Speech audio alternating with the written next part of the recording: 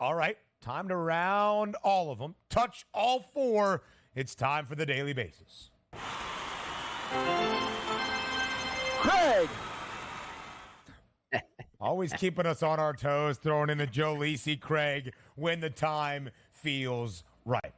Craig, as we look at what has happened this week and this season in the Subway Series between the Yankees and the Mets, dominated by the Amazons. 4 games, 4 victories over the Yanks, booked as an underdog in all 4. What does it tell you about where the two ball clubs in the Big Apple are this season, with the Mets sweeping the Subway Series against the Yankees this year? Oof, I would not want to go on social media or go online today. I mean, you're seeing it all. You know, fire Cashman, fire Boone, fire right side, fire everybody. I mean, it's all out there. I mean, look, you know, we talked about this probably a few weeks ago, and the season is very long, and I understand, look, the Yankees are playing their worst brand of baseball all season, but again, you know, they did the same thing last year. They had a period of time where they couldn't score any runs. They didn't make a lot of adjustments to their roster. They're very fortunate that they got off to the start that they got off to, so therefore, in the end, they're going to be in the postseason picture, and my guess is they'll add some pieces. And guys, they're going to win their 88, 90 games, whatever it is, and, you know, probably going to get knocked out in the first or second round, which is what I thought would happen at the beginning of the year anyway. Now, the Mets, on the other hand, let's give some credit before we take down the Yankees here. I mean, this was a very big series for them. They split their 4-game set with the Marlins coming out of the break. Some speculation, maybe the Mets are going to sell. They're not so good. I don't know that they're going to buy anything, guys, but the Mets have put themselves firmly in the race for the wild card at this point, which was not something that people thought would happen at the beginning of the season. Yeah, I am impressed by what the Mets are doing. You're right. Right now, they would be in the playoffs. We'll see if they make some moves at the trade deadline. Other moves being made across Major League Baseball. And the headline that I think the New York Post had, if you ain't cheating, you ain't trying. Alex Cora extended by the Boston Red Sox for another 3 years here. Good move, bad move, and also puts that eye now on Aaron Boone. Should he get re-upped as well this time? Yeah, well, look, Cora, without question, is a very good manager, and I'm really happy to see this because he has gone through it from being at the top to being at the bottom, being in the middle. He's been through different general managers, and they've tried to do things a different way, and he seems like a very good stabilizing force. Every manager in the end, Don, he's only going to be worth 2 or 3 wins, I think, over the course of the season. It's not going to be a lot more than that. But he's one of those guys that just is very even keel and has done a great job, I think, since taking over there. And so I'm happy to see him extended, and was, you know, a marginal player, I would say at best in the big leagues, but a phenomenal manager. And I think he'll be in it for the long haul with them. As far as Boone is concerned, we're going to judge this at the end of the year. I don't think anything is going to happen right now. So I guess let's see, you know, how far the Yankees go. If they make the postseason and get bounced in the first round, I think they'll probably make a change. I think that's fair to say. But as we've seen, he's been through this before, has Boone. You know, lots of yelling and screaming, lots of winning, some losing, and then in the end, he ends up, you know, fighting to live another day. So I think that'll probably happen at the end of the year. Boston taking some knocks since the All-Star break. They were swept over the weekend in Los Angeles, lost a midweek set to the Rockies this week at Coors. Colorado scored 20 runs yesterday at Coors Field at Mile High against the Red Sox. Now we go to the top team in the National League Central, the Milwaukee Brewers, in one of their stars offensively. Reports late last night that Christian Yelich might require season-ending surgery on his back. Craig, is that going to happen? What's the timeline on Christian Yelich? And if his season is already coming to a close, how does it change your outlook on the Brew Crew? Yeah, look, I'm not sure. I know from Yelich's time with the Marlins that this is not surprising nor unusual. He's had back issues over the course of his career, and there are some people that think that we've already seen the peak with him winning the MVP when he was traded from Miami to Milwaukee. He had a couple of back-to-back incredible seasons, and then the back issues have come in again. Now, the one thing that I'm not positive about here is, at least from seeing the quotes from Yelich on this, is he just supremely frustrated that this has happened again to him, or is this serious enough where it's worse that he has to have the surgery? I don't know the answer to that. So I don't know if this is like a knee-jerk reaction or if legitimately it's a worse injury than he's had in the past. Generally, guys, he's missed 2 to 3 weeks, and then he's come back and played. I don't know if that's going to be the case this time around. I kind of find it hard to believe that he would not be around for September or October, but at some point it does seem like he's going to have some sort of surgery. Yeah, it could be bad news there for the Brewers, but some good news here for the Los Angeles Dodgers. Clayton Kershaw coming back to the mound today to pitch for the Los Angeles Dodgers. Craig, what are the anticipations here for Clayton Kershaw moving forward for the Dodgers? Yeah, probably 5 innings today, but this reminds me a lot of, I don't know if you guys remember this back in like the 2000s where Clemens would just come back for Houston or New York like halfway through the year, June, July, pitch the rest of the season, go into the postseason. Honestly, I could see Kershaw doing this again next year where they're basically limiting him to 10, 15 starts and hopefully help in the postseason.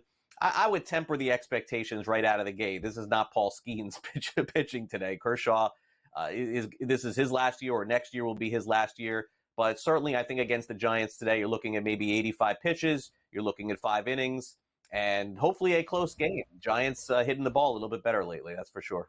Mm-hmm. Clayton Kershaw turned 36 years old in March. Today will be his first outing in what is year 17 of his Major League Baseball career, dating back to 2008, all with the Dodgers. Craig Mish, we appreciate the time. We'll see you in about 40 minutes on Newswire at 11 a.m. Eastern Time. I'm sure you might look rather studious today on Newswire. More MLB plays coming your way up next.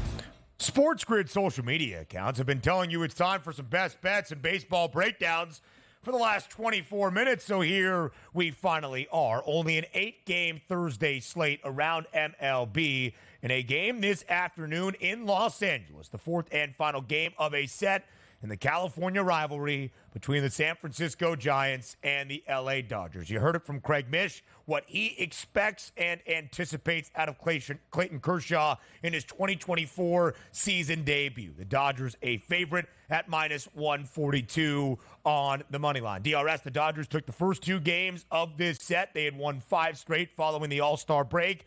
Yesterday, their first loss, San Francisco victorious 8-3. Who wins game number 4, and what do you think we see out of Kersh? Should be an interesting one, and sometimes it's just about the hitting environment that you're going to be playing in. Now, this game is 4:10 Eastern, which means 1:10 out on the West Coast. That marine layer won't be there, and sometimes you're like, it's just going to be nice in L.A. 93 degrees at first pitch with close to 10-mile-an-hour winds blowing out. That should help the batters in this game. Now, Logan Webb has been really good this season for the San Francisco Giants. If we just take a look at his last 60 days, a 79 xFIP minus and a 3.15 xFIP number. That's fantastic. Now, here's what you also have to watch out for. Webb has been really good, as I said, but that Dodgers lineup over the past 30 days against right-handed pitching, way better than what it has been against left-handed pitching. You take a look at Teoscar Hernandez, who's ripping the cover off the baseball, only a 143 ISO power number. You take a look at Andy Pages, an 092. Outside of that, everybody is elevated. So including Pages and Hayward, they're the only 2 guys below on weighted on base percentages here. That's a really good presenting lineup here for the Los Angeles Dodgers to go up against Webb.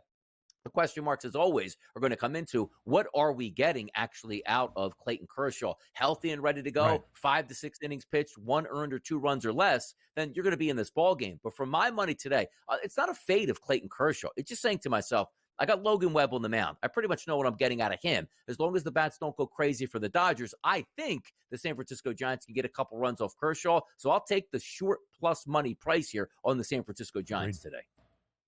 Donnie, I think it's a really sound strategy. You've got the ace for San Francisco in Logan Webb. You've got Clayton Kershaw in name, but how long will we even see him in this outing? What exactly does that look like here to start year 17? The Dodgers have been great since the break, victorious, of course, in 5 of 6. Keep an eye on a couple of hot bats, by the way, for San Francisco. Elliot Ramos has been sensational. A couple of RBIs yesterday in the 8-run affair for San Fran. Tyler Fitzgerald also had a streak of 5 straight games snapped yesterday. A home run in 5 straight, but still got a couple of base knocks against the Dodgers. Can the New York Mets keep it moving after sweeping the Subway Series this season against the New York Yankees? The Mets make the quick trip back from the Bronx to Queens to host the Atlanta Braves.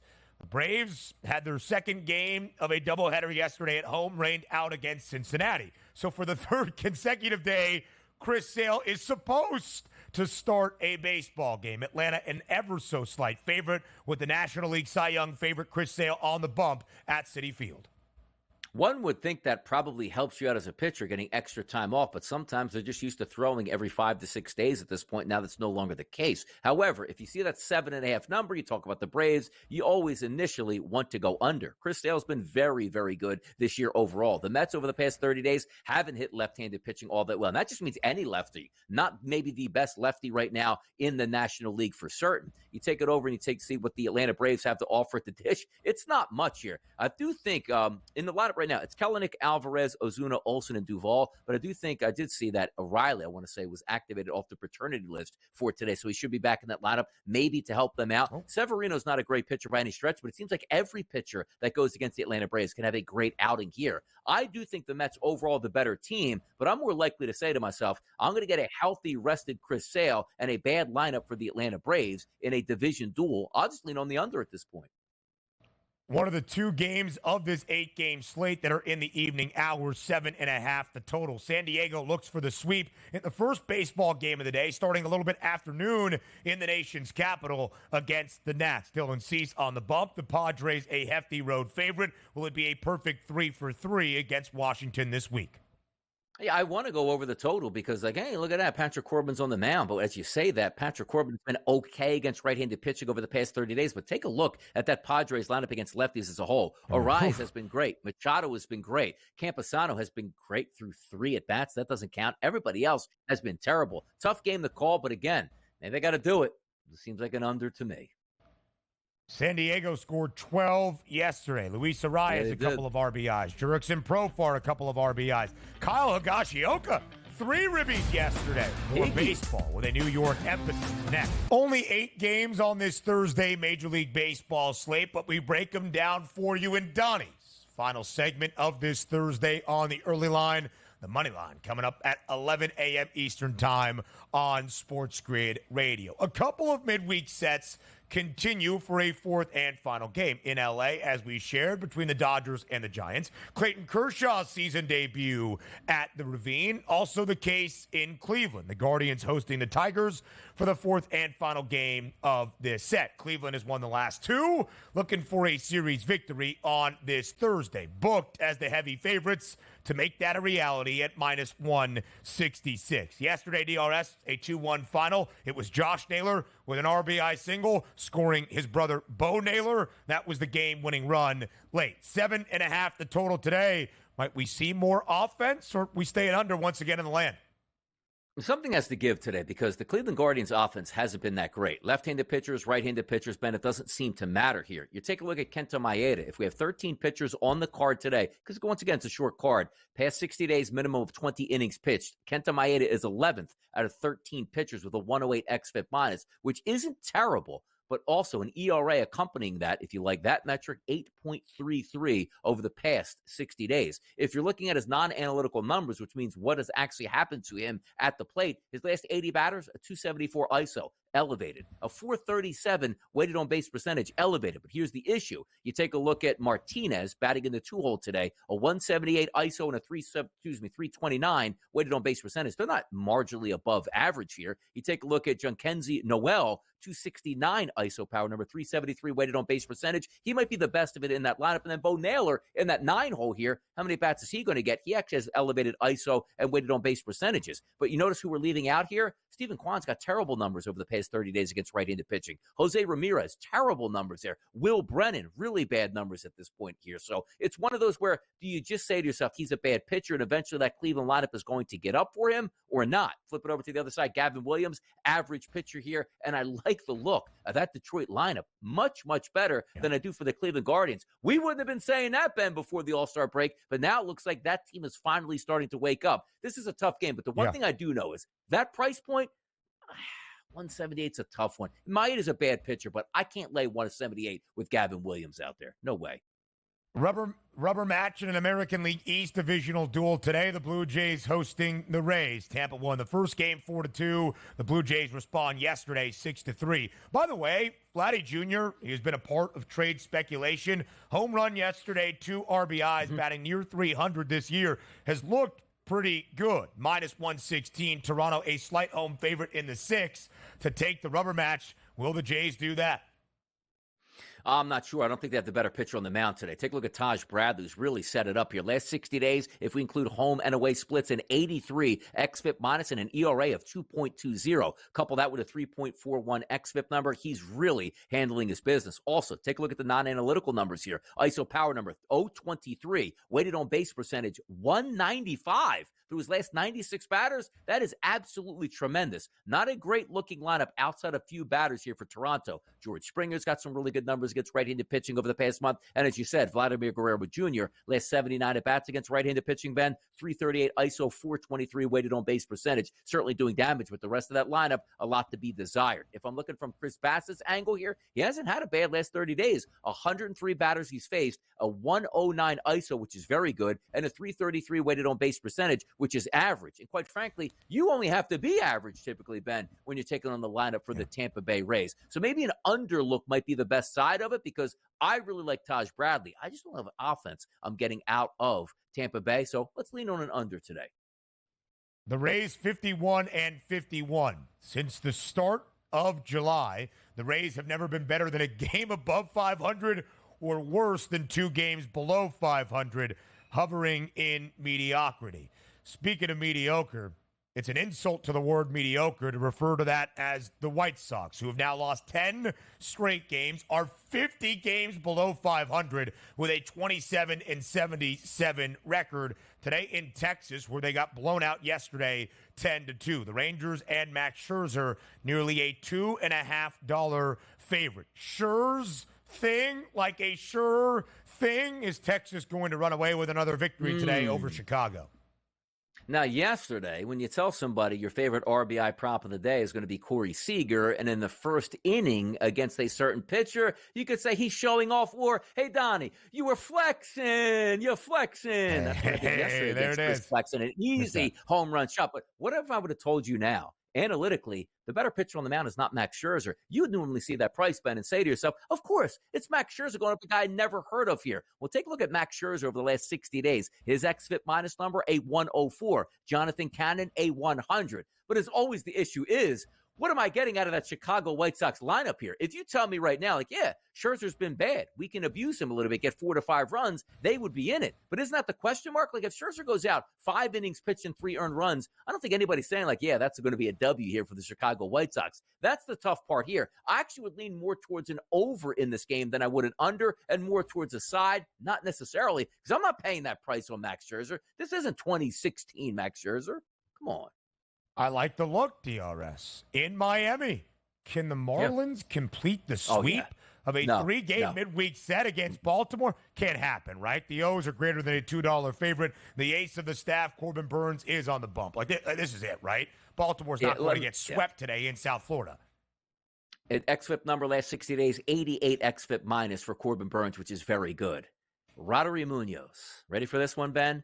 A 148 xFIP minus number. So when you're going into a game where it's decided advantage for one pitcher, absolutely they should win. But also, this lineup should be able to absolutely tee off on Munoz, who cannot get left-handed batters out. Henderson, Rutschman, Santander, O'Hearn, Kierstad, Kalser, and Mullins, all left-handed batters, which means if you could do simple math, only 2 batters in that lineup are righties. Those 7 lefties are live. They should smash today in the afternoon, right at noon.